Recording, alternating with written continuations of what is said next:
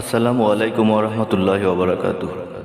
সুপ্রিয় বন্ধুরা, হাদিসের আলোচনায় আমরা এখন শুনব সহিহ বুখারী শরীফের ২৬ ও ২৭ নম্বর হাদিস। বিসমিল্লাহির রহমানির রহিম। হাদিস নাম্বার ২৬।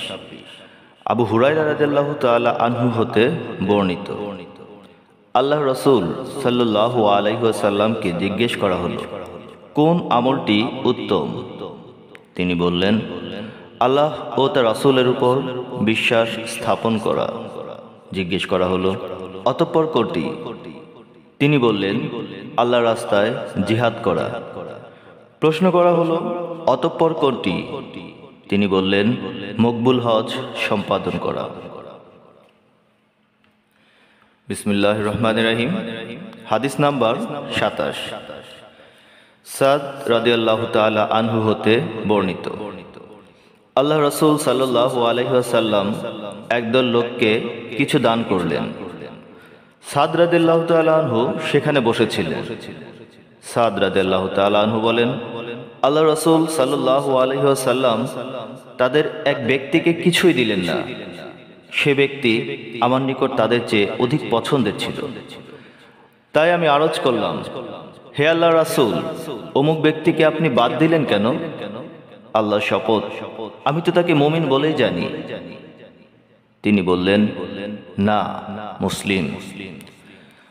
তখন আমি কিছুক্ষণ নীরব থাকলাম। অতঃপর আমি তার সম্পর্কে যা জানি তা ব্যক্ত করার প্রবল ইচ্ছা হলো। তাই আমি আমার বক্তব্য আবার বললাম, আপনি অমুককে দান থেকে বাদ রাখলেন? আল্লাহর শপথ, আমি তো তাকে মুমিন বলেই জানি। তিনি বললেন, না, মুসলিম। তখন আমি কিছুক্ষণ নীরব থাকলাম।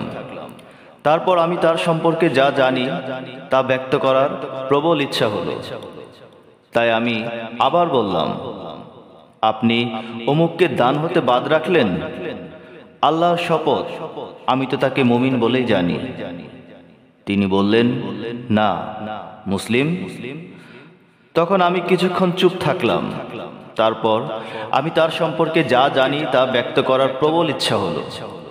তাই আমি আমার বক্তব্য আবার বললাম।